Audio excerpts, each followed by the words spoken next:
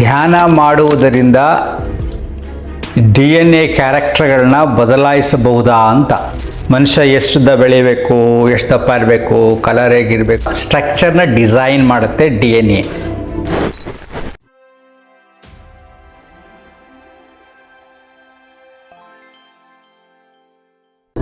ನಮಸ್ಕಾರ ಸ್ನೇಹಿತರೆ.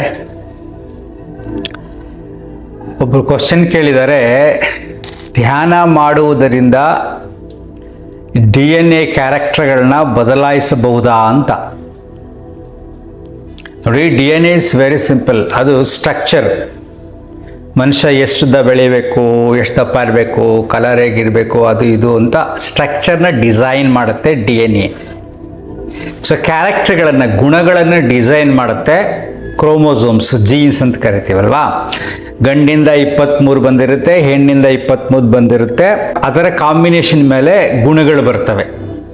Bus DNA ಆಗಲ್ಲ, ಎಷ್ಟು ಉದ್ದ ಬೆಳಬೇಕು, ಎಷ್ಟು ಕುಳ್ಳಿರಬೇಕು, ಅದನ್ನು ಡಿಸೈಡ್ ಮಾಡುತ್ತೆ. ಇನ್ನು ಡೀಟೇಲ್ಸ್ ಇದೆ ಇಲ್ಲಿ. ಧ್ಯಾನ ಮಾಡುವುದರಿಂದ ನಿಮ್ಮ ಗುಣಗಳನ್ನು ಮತ್ತು ನಿಮ್ಮ ಸ್ಟ್ರಕ್ಚರ್ನ ಬದಲಾಯಿಸಬಹುದೇ ಅನ್ನೋದು. ಧ್ಯಾನ ಮಾಡುವುದರಿಂದ ನಿಮ್ಮ ಸ್ಟ್ರಕ್ಚರ್ ಬದಲಾಗಲ್ಲ, ಆದರೆ ಗುಣಗಳನ್ನು ಬದಲಾಯಿಸಬಹುದು. ನಿಮಗೆ ಸರಳವಾಗಿ ಹೇಳ್ತೀನಿ, ಆ್ಯಕ್ಚುಲಿ ಇದು ಕ್ವಶನ್ ತುಂಬ ವ್ಯಾಲ್ಯುಬಲ್. ಸ್ವಲ್ಪ ನಿಧಾನವಾಗಿ ಅರ್ಥ ಮಾಡ್ಕೋಬೇಕು ನೀವು. ಈ ಸಂಬಂಧಗಳಲ್ಲಿ, ಎಲ್ಲ ಸಂಸಾರಗಳಲ್ಲಿ ತುಂಬ ಸಮಸ್ಯೆಗಳು ಬರ್ತಾ ಇರೋದು ಕಾಮನ್ ವರ್ಡ್ ಉಪಯೋಗಿಸ್ತಾ ಇರ್ತಾರೆ. ಅರ್ಥ ಮಾಡ್ಕೊಳ್ಳಲ್ಲ. ಹೆಂಡ್ತಿ ಹೇಳ್ತಾಳೆ, ನನ್ನ ಗಂಡ ನನ್ನನ್ನು ಅರ್ಥ ಮಾಡ್ಕೊಳ್ಳಲ್ಲ. ಗಂಡ ಹೇಳ್ತಾನೆ, ಹೆಂಡ್ತಿ ಅರ್ಥ ಮಾಡ್ಕೊಳ್ಳಲ್ಲ. ಅವ್ರು ಅರ್ಥ ಮಾಡ್ಕೊಳ್ಳಲ್ಲ, ಇವ್ರು ಅರ್ಥ ಮಾಡ್ಕೊಳ್ಳಲ್ಲ, ಈ ಸಮಾಜ ಜನಗಳನ್ನ ಅರ್ಥ ಮಾಡ್ಕೊಳ್ಳಲ್ಲ ಅಂತ ಕಾಮನ್ ವರ್ಡ್ ಬರುತ್ತೆ, ಒಂದು ಪದ. ಎಲ್ಲರಿಗೂ ಎಲ್ಲರೂ ಅರ್ಥವಾಗುವುದಿಲ್ಲ. ನೋಡಿ, ಇಲ್ಲಿ ಈಗ ನಿಮಗೆ ಒಂದು ಸರಳವಾದ ಉದಾಹರಣೆಯೊಂದಿಗೆ ಹೇಳ್ತೀನಿ.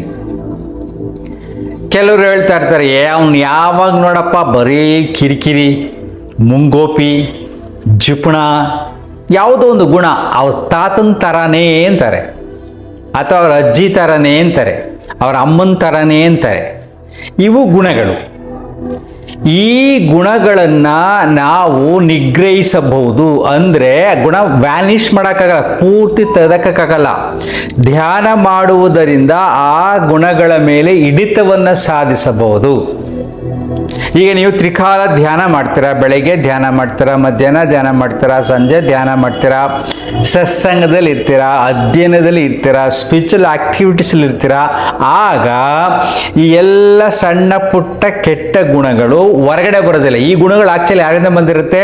ಪೇರೆಂಟ್ಸಿಂದ, ಜೀನ್ಸಿಂದ, ಅನುವಂಶೀಯ ಗುಣಗಳು ಅಂತೀವಲ್ವಾ, ತಂದೆ ತಾಯಿ, ಆ ಅಜ್ಜಿ ತಾತ ಅವರಿಂದ ಬಂದಿರ್ತವೆ. ಈ ಗುಣಗಳು ಒಳಗಡೆ ಇರ್ತವೆ, ಹೊರಗಡೆ ಬರೋದಿಲ್ಲ. ಹೊರಗಡೆ ಬರೋಕ್ಕೆ ಅದಕ್ಕೆ ಅವಕಾಶ ಸಿಕ್ಕಿರಲ್ಲ. ಯಾಕೆ ಅಂದರೆ ಯಾವಾಗಲೂ ಒಳ್ಳೆ ಚಿಂತನೆ ಇರ್ತಾನೆ, ಸುತ್ತಮುತ್ತಲ ಒಳ್ಳೆ ಜನಗಳೇ ಇರ್ತಾರೆ, ಆ ಪರಿಸರ ಆಗಿರುತ್ತೆ, ಭಜನ್ಸ್ ಇರುತ್ತೆ, ಅಧ್ಯಯನ ಇರುತ್ತೆ, ಆಗ ಬರೋದಿಲ್ಲ. ನೀನು ಸಂಸಾರದಲ್ಲಿರ್ಬೇಕಾದ್ರೆ ಒಂದು ಅರ್ಧ ಗಂಟೆ ಧ್ಯಾನ ಮಾಡ್ತೀಯ, ಧ್ಯಾನ ಮಾಡ್ಕೊಂಡು ಹೊರಗಡೆ ಬರ್ತೀಯ, ಹೆಂಡತಿ ಒಂಥರ ಕಿರಿಕ್ ಮಾಡ್ತಾರೆ, ಆವಾಗ ಏನಾಗುತ್ತೆ? ಧ್ಯಾನ ಮಾಡಿ ಕೂಲಾಗಿದ್ದರೆ ಸುಮ್ಮನಾಗ್ತೀಯ, ಟೆನ್ಷನ್ ಇದ್ದರೆ ಇಮಿಡಿಯೇಟ್ ರಿಯಾಕ್ಟ್ ಮಾಡ್ತೀರಾ, ಕೋಪಕ್ಕೆ ರಿಯಾಕ್ಟ್ ಮಾಡ್ತೀರಾ. ಬೇರೆ ಬೇರೆ ಗುಣಗಳಿಗೆ, ನೆಗೆಟಿವ್ ಕ್ಯಾರೆಕ್ಟರ್ಸ್ಗೆ ನೀವೇನು ಮಾಡುತ್ತೆ? ಮನಸ್ಸು ಬೇಗ ರಿಯಾಕ್ಟ್ ಮಾಡುತ್ತೆ. ಇಲ್ಲಿ ನೋಡಿ, ತುಂಬ ಮುಖ್ಯ ಅರ್ಥ ಮಾಡಿಕೊಳ್ಳುವುದು. ಗಂಡನನ್ನ ಹೆಂಡತಿ ಹೇಗೆ ಅರ್ಥ ಮಾಡ್ಕೋಬೇಕು, ಹೆಂಡತಿಯನ್ನ ಗಂಡ ಹೇಗೆ ಅರ್ಥ ಮಾಡ್ಕೋಬೇಕು, ಇದು ತುಂಬ ಸೂಕ್ಷ್ಮವಾದ ವಿಚಾರ. ಇದು ನಿಮ್ಗೆ ಗೊತ್ತಾಗ್ಬಿಟ್ರೆ ಎಷ್ಟು ಸಮಸ್ಯೆಗಳು ಕಡಿಮೆ ಆಗ್ಬಿಡ್ತವೆ. ಏನು? ಒಂದು ಸರಳವಾಗಿ ಯೋಚನೆ ಮಾಡಬೇಕಂದ್ರೆ, ಗಂಡ ತುಂಬ ಮುಂಗೋಪಿ, ಅವ್ರ ತಾತನೂ ಮುಂಗೋಪಿ ಆಗಿರ್ತಾನೆ, ಅಥವಾ ತಂದೆ ಮುಂಗೋಪಿ ಆಗಿರ್ತಾರೆ, ಯಾರೋ ಮುಂಗೋಪಿ ಆಗಿರ್ತಾರೆ. ಸೊ ಅವನು ತುಂಬ ಬೇಗ ಕೋಪ ಬಂದ್ಬಿಡುತ್ತೆ.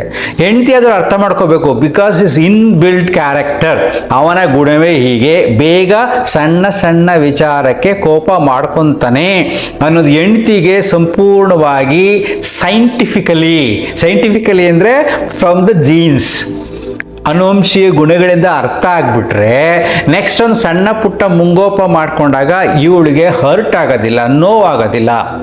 ಓಕೆ, ಇವ್ರು ಹೀಗೇನೆ ಅಂದ್ಬಿಡುತ್ತೆ. ಕೆಲವು ಸರಿ ಏನೂ ಅನ್ಸೋದಿಲ್ಲ, ಆಕ್ಚುಲಿ ಪ್ರೀತಿ ಬರುತ್ತೆ. ಓಕೆ, ಅವ್ರು ಹುಟ್ಟು ಗುಣ ಸುಟ್ಟರೂ ಹೋಗುವುದಿಲ್ಲ, ಕೇಳಿರ್ತೀರಲ್ವಾ? ಹಾಗೆ ಒಬ್ಬೊಬ್ಬರಲ್ಲಿ ಒಂದೊಂದು ಗುಣಗಳಿರ್ತವೆ. ಸೊ ಹಾಗೆ ಹೆಂಡತಿಯ ಗುಣಗಳನ್ನು ಗಂಡ ಗುರುತಿಸುವುದನ್ನು ಕಲ್ತ್ಕೊಂಡ್ಬಿಟ್ರೆ ಇಟ್ಸ್ ಬ್ಯೂಟಿಫುಲ್ ಸ್ಟಡಿ. ಅವ್ರ ಫ್ಯಾಮಿಲಿಗಳು ಅವ್ರದ್ದೆಲ್ಲವನ್ನು ಆ ಕಡೆ ಎಲ್ಲ ಸ್ಟಡಿ ಮಾಡಿ ಆ ಗುಣಗಳನ್ನು ನೀವು ಲಿಸ್ಟ್ ಮಾಡ್ಕೊಂಡ್ಬಿಟ್ರೆ ಆಗ ನೀವು ಅದಕ್ಕೆ ಸ್ಪಂದಿಸುವ ಗುಣ ಕಡಿಮೆ ಆಗುತ್ತೆ. ನೀವು ಯಾವಾಗ ಸ್ಪಂದಿಸಲ್ವೋ ಅದು ಜಾಸ್ತಿ ಬ್ಲಾಸ್ಟ್ ಆಗಲ್ಲ, ಓವರ್ ಆಗೋದಿಲ್ಲ, ಅದು ಸುಮ್ಮನೆ ಆಗ್ಬಿಡುತ್ತೆ. ನೀವು ಎಲ್ಲಿ ಸ್ಪಂದಿಸಕ್ಕೆ ಹೋಗ್ತಿರೋ, ರಿಯಾಕ್ಟ್ ಮಾಡಕ್ಕೆ ಹೋಗ್ತಿರೋ ಆಗಲೇ ಅದು ಜಾಸ್ತಿ ಆಗೋದು. ಈಗ ನೋಡಿ, ಈಗ ಧ್ಯಾನ ಬರುತ್ತೆ. ಸೊ ಈ ಗುಣಗಳಿದ್ದಾಗ ಅವರು ಬೆಳಗ್ಗೆ ಬೇಗ ಎದ್ದು ಯೋಗ ಸಾಧನೆ ಎಲ್ಲ ಮಾಡಿಕೊಂಡು ಧ್ಯಾನ ಮಾಡ್ಕೊಂಡಿದ್ರೆ ಮನಸ್ಸು ರಿಲ್ಯಾಕ್ಸ್ ಆಗಿರುತ್ತೆ. ಆ ಏನು ಇನ್ಬಿಲ್ಟ್ ಕ್ಯಾರೆಕ್ಟರ್ ಹುಟ್ಟು ಗುಣಗಳಿದೆಯೋ ಆ ಗುಣಗಳ ಮೇಲೆ ಪ್ರಭಾವ ಬೀರೋದಿಲ್ಲ, ಅವು ಸೈಲೆಂಟ್ ಆಗಿರ್ತವೆ. ನೀವೇನಾದರೂ ಧ್ಯಾನ ಎಲ್ಲ ನಿಲ್ಲಿಸ್ಬಿಟ್ಟು ಹಾಗೆ ಬಿಟ್ಟು ಬೇರೆ ಬೇರೆ ಪರಿಸರಕ್ಕೆ ಹೋದಾಗ ಅಗೈನ್ ದೆ ಬಿಕಮ್ ವೈಲೆಂಟ್, ಒಳಗಡೆಯಿಂದ ಮೇಲೆದ್ದು ಬರ್ತವೆ. ಸೊ ರಿಯಾಕ್ಟ್ ಮಾಡಕ್ಕೆ ಸ್ಟಾರ್ಟ್ ಆಗ್ತವೆ. ನಾವು ಈಗ ಇಲ್ಲೊಂದು ಅದ್ಭುತವಾದ ಸತ್ಯ ನೀವು ಅರ್ಥ ಮಾಡ್ಕೊಳ್ಳಿ. ತುಂಬ ಎಲ್ಲ ಸಂಸಾರಗಳಲ್ಲೂ ಸಮಸ್ಯೆಗಳು ಬರ್ತಾ ಇರೋದೇ ಅವರ ಇನ್ಬಿಲ್ಟ್ ಕ್ಯಾರೆಕ್ಟರ್ಸ್, ಅನುವಂಶೀಯ ಗುಣಗಳನ್ನು ಅರ್ಥ ಮಾಡ್ಕೊಳ್ಳದೆ ಇರೋದ್ರಿಂದ. ನನ್ನ ಹೆಂಡತಿ ಅನುವಂಶೀಯ ಗುಣಗಳು ಏನು ಅಂತ ನನಗೆ ಅರ್ಥ ಆಗ್ಬಿಟ್ರೆ 50% ಪ್ರಾಬ್ಲಮ್ ಸಾಲ್ವ್ ಆಗುತ್ತೆ. ನನಗರ್ 50% ಅವರು ಡೆವಲಪ್ ಮಾಡ್ಕೊಳ್ಳೋದು, ದಟ್ ಈಸ್ ಕಾಲ್ಡ್ ಸಾಧನೆ. ಸಾಧನೆ ಅಂದರೆ ಒಳ್ಳೆಯ ಅಧ್ಯಯನ, ಒಳ್ಳೆಯ ಚಿಂತನೆ, ಯಾರ ಸ್ನೇಹಿತರ ಜೊತೆ ಇರ್ತಾರೋ, ಪರಿಸರದ ಜೊತೆ ಇರ್ತಾರೋ, ಸಂಸಾರದ ಜೊತೆ ಇರ್ತಾರೋ ಆ ಗುಣಗಳು ಕೂಡ ರಿಫ್ಲೆಕ್ಟ್ ಆಗುತ್ತೆ, ಅದು ಕೂಡ ತಿದ್ದುತ್ತಾ ಹೋಗುತ್ತೆ. ನಾವು ನಿರಂತರವಾಗಿ ಧ್ಯಾನ ಪ್ರಾಣಾಯಾಮ ಸಾಧನೆ ಮಾಡ್ತಾ ಹೋದರೆ ಕೊನೆಗೆ ನಿಧಾನವಾಗಿ ಆ ಗುಣಗಳು ವ್ಯಾನಿಷ್ ಆಗ್ತವೆ. ಯಾವುದು ಅನುವಂಶೀಯ ಗುಣಗಳು ವ್ಯಾನಿಷ್ ಆಗ್ತವೆ, ಕಳೆದೋಗ್ತವೆ. ಸೊ ಹಿಂಗೆ ಸ್ವಲ್ಪ ಚಿಕ್ಕದ್ರದ್ದೇನೆ ಸ್ವಲ್ಪ ಸಂಸ್ಕಾರಗಳು ಸಾಧನೆಗಳಲ್ಲಿ ಮಾಡ್ತಾ ಮಾಡ್ತಾ ಮಾಡ್ತಾ ಹೋದಾಗ ಆ ಜೀನ್ಸಲ್ಲಿ ಕ್ಯಾರೆಕ್ಟರ್ ಸಡನ್ ಆಗಿ ಎದ್ದು ಬರೋದಿಲ್ಲ. ನೆಕ್ಸ್ಟ್ ಫರ್ಮಿಟೇಷನ್ ಕಾಂಬಿನೇಷನ್ ಕರಿತೀವಲ್ವಾ, ಪುನಃ ಪುನಃ ಜನರೇಷನ್ ಬದಲಾವಣೆ ಆಗ್ತಾ ಹೋಗ್ತಾ ಇರುತ್ತೆ. ಈಗ ನೋಡಿ, ಸರಳವಾಗಿ ಚಿಂತನೆ ಮಾಡಿ ನೋಡಿ, ಈಗಿನ ಮಕ್ಕಳು ಎಷ್ಟೊಂದು ಬುದ್ಧಿವಂತರಾಗಿದ್ದಾರೆ. ಹಿಂದೆ ಅಷ್ಟೊಂದು ಬುದ್ಧಿವಂತಿಗಿಲ್ಲ, ತುಂಬ ಜನ ಮುಗ್ಧತೆ ಇತ್ತು, ಒಳ್ಳೆತನ ಇತ್ತು. ಈಗೆಲ್ಲ the become very active, hyper active ಮಕ್ಕಳುಗಳೇ ಜಾಸ್ತಿ ಇದ್ದಾರೆ ಇವಾಗ. ಬಿಕಾಸ್ ಕಾಲ ಬದಲಾಗ್ತಾ ಇದೆ, ಬದಲಾವಣೆಯಲ್ಲೂ ಕೂಡ ಈ ರೀತಿಯಾದ ಅನುವಂಶೀಯ ಗುಣಗಳು ಬದಲಾಗ್ತಾ ಹೋಗ್ತಾ ಇರ್ತವೆ. ಸೊ DNA ಕಾಂಬಿನೇಷನ್, DNA ಏನು ಮಾಡುತ್ತೆ, ಜೀನ್ಸ್ ಮೇಲೆ ಎಫೆಕ್ಟ್ ಆಗ್ತಾ ಇರುತ್ತೆ.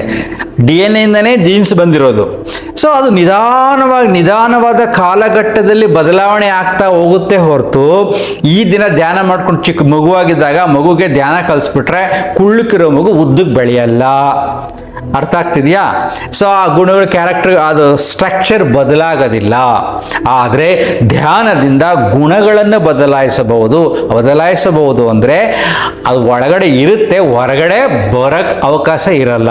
ಧ್ಯಾನ ಏನು ಮಾಡುತ್ತೆ, ಸೈಲೆಂಟ್ ಮಾಡುತ್ತೆ, ಕಾಮ್ ಮಾಡುತ್ತೆ. ಸೊ ಮನಸ್ಸನ್ನು ಖಾಲಿ ಮಾಡುತ್ತೆ, ಭಾವನೆಗಳಿಂದ ಸ್ಪಂದಿಸ್ತಕ್ಕಂಥ ಚಿಂತನೆಗಳನ್ನು ಕಡಿಮೆ ಮಾಡುತ್ತೆ.